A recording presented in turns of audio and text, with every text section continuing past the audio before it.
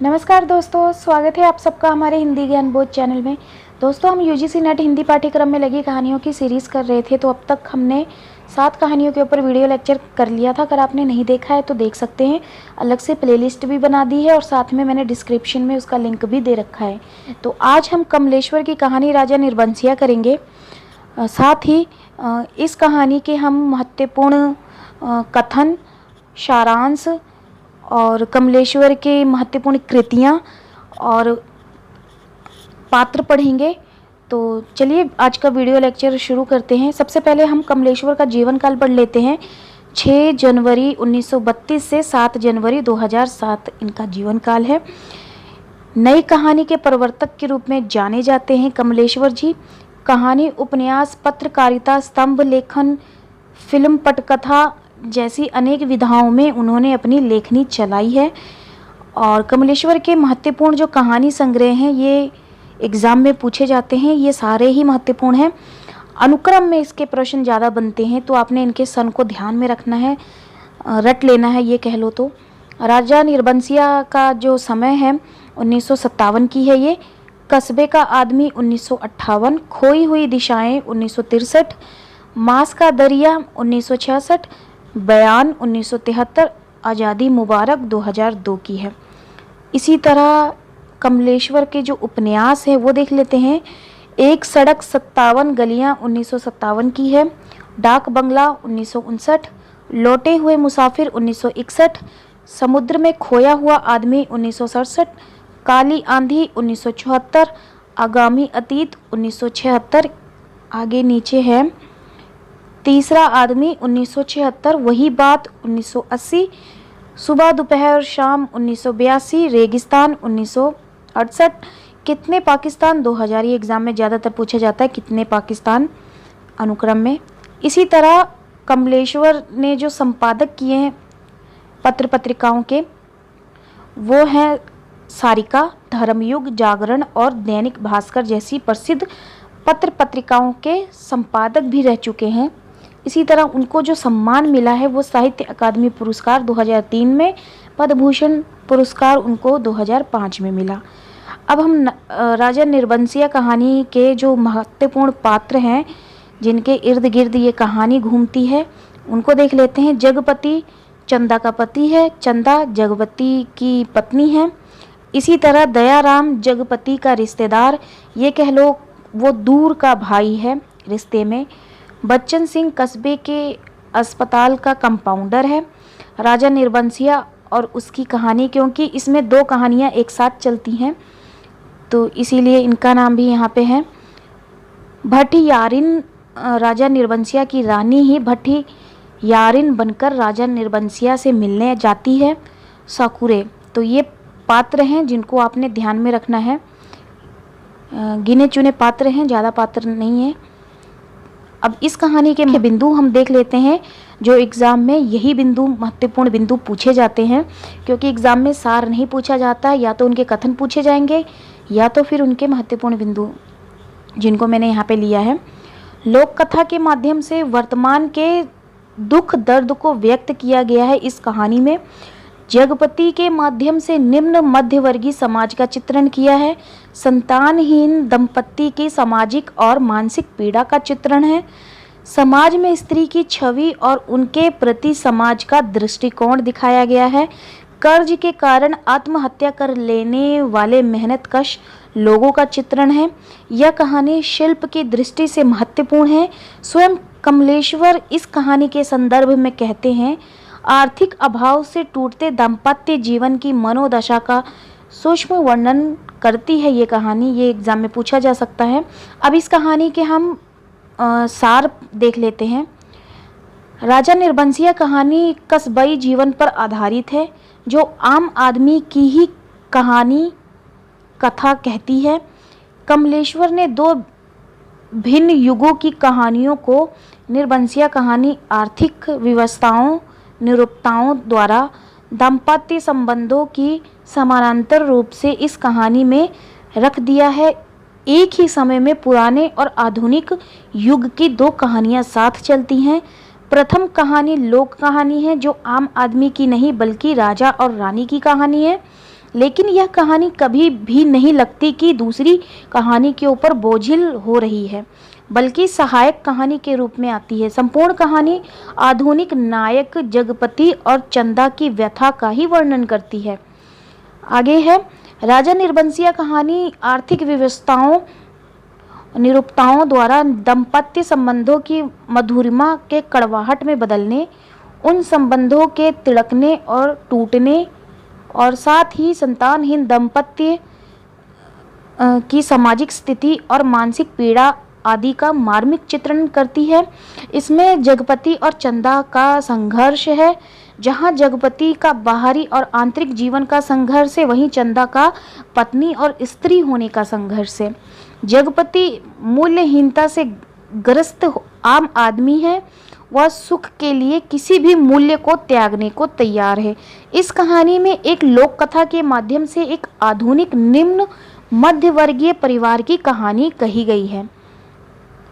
राजा निर्बंसिया कहानी में दाम्पत्य जीवन के बिखराव के अलावा आर्थिक स्तर पर मध्यवर्गीय परिवार की लाचारगी भी दिखती है, जिसमें जगपति आत्महत्या कर लेता है। अर्थ मानव के रिश्ते को जोड़ता भी है और तोड़ता भी है। अगर अर्थ होता तो न बच्चन सिंह का अवरोध आता, न समाज चंदा पर उंगली उठाने की हिम्मत करता। कमलेश्वर उस पुराण कथा के द्वारा यह बताने की कोशिश करते हैं कि जिसके पास पैसा है, समाज में मान सम्मान इज्जत आबरू उसी के पास है। तो ये भी आप ध्यान में रखिएगा। राजा निर्बंसिया कहानी दो व्यक्तियों की कहानी सी प्रतीत होती है। क्या वो दो व्यक्तियों की कहानी है? उन्होंने लिखा भी है कि यदि मेरी कहानी पात्रों तक सीमित है तो वो उसकी कमजोरी ही समझी जाएगी।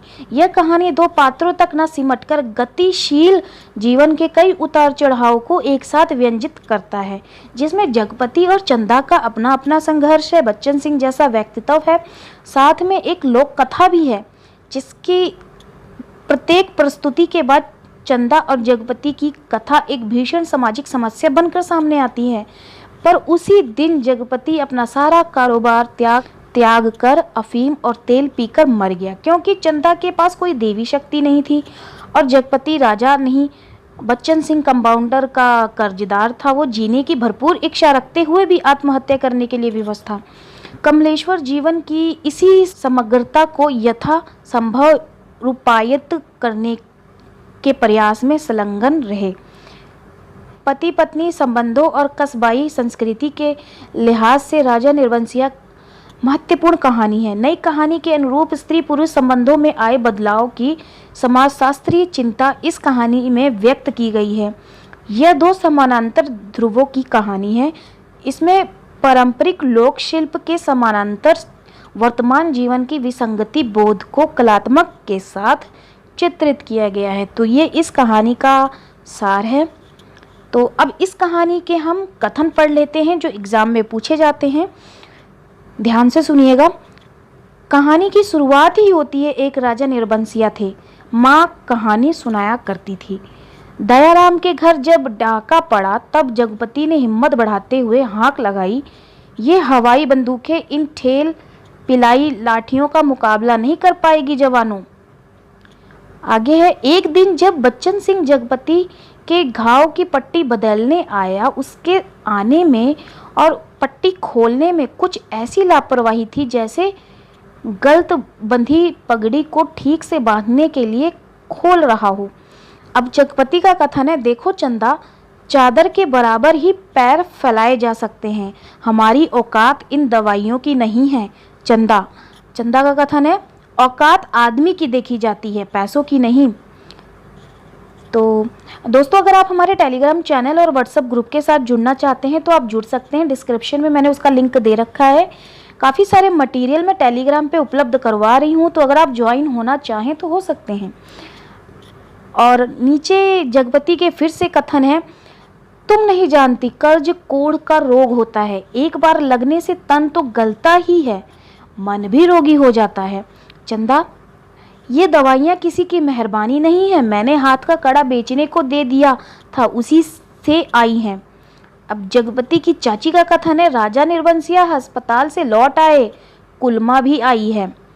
जगपति ने चंदा से कहा, तुम्हें कभी कुछ नहीं होगा, जगपति का कथन है, एक स्त्री से यदि पत्नीत्व और मातृत्व छीन लिया गया तो उसके जीवन की सार्थकता ही क्या। महत रानी, हाय राम, आज राजा निर्बंसिया का मुंह देखा है, ना जाने रोटी भी नसीब होगी कि नहीं, ना जाने कौन सी विपदा टूट पड़े।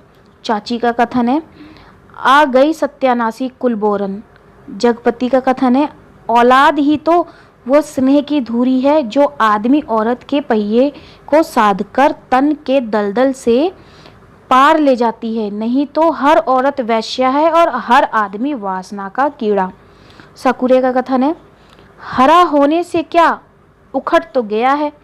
जगपति का कथन है, वो स्वयं भी तो एक उखड़ा हुआ पेड़ है, ना फल का ना फूल का, सब व्यर्थ ही तो है, जो कुछ सोचा उस पर कभी विश्वास न कर पाया। आगे कथन है, उस घर में नहीं पैदा हुआ जहाँ सिर्फ जुबान हिलाकर शासन करने वाले होते हैं, वह उस घर में भी नहीं पैदा हुआ जहाँ सिर्फ मांग कर जीने वाले होते हैं। वह उस घर का है जो सिर्फ काम करना जानता है, काम ही जिसकी आस है, सिर्फ वह काम चाहता है, काम। बच्चन सिंह सिहर सा गया और उसके हाथों की अभ्यस्त निठुराई को जैसे किसी मानवीय कोमलता ने धीरे से छू लिया। आप ध्यान दें तो ये वाला बच्चन सिंह वाला कथन एग्ज़ाम में पूछा गया था। ये 2019 में कि 20 में पूछा गया था, आप एक बारी चेक कर लीजिएगा, लेकिन ये कथन पूछा जरूर गया था। तो देखिए, ये पूछा गया था और ये ऊपर वाला कथन भी पूछा जा सकता है क्योंकि महत्वपूर्ण है। वैसे मैं सारे ही महत्वपूर्ण ली हूँ, तो ध्यान से सुनिएगा और उनको याद कर लीजिएगा। पर उसी रात जगपति अपना सारा कारोबार त्याग अफीम और तेल पीकर मर गया, क्योंकि चंदा के पास कोई देवी शक्ति नहीं थी और जगपति राजा नहीं, बच्चन सिंह कंपाउंडर का कर्जदार था। जगपति ने मरते वक्त 2 पर्चे छोड़े, एक चंदा के नाम, दूसरा कानून के नाम। जगपति का कथन है, चंदा को तुमने लिखा था, चंदा मेरी अंतिम चाह यही है कि तुम बच्चे को लेकर चली आना।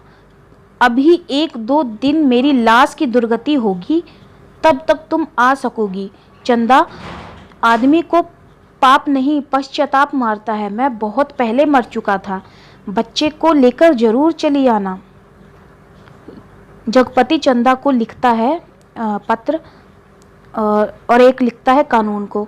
जगपति कानून को उसने लिखा, किसी ने मुझे मारा नहीं है, किसी आदमी ने नहीं, मैं जानता हूँ मेरे जहर की पहचान करने के लिए मेरा सीना चीरा जाएगा, उसमें जहर है, मैंने अफीम नहीं रुपया खाया है, उन रुपयों में कर्ज का जहर था, उसी ने मुझे मारा है।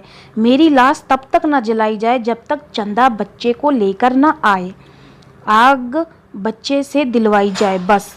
तो ये जगपति का कथन था, एक जगपति को लिखा था पत्र तो एक कानून को, तो ये दोनों ही महत्वपूर्ण हैं, ध्यान में रखिएगा।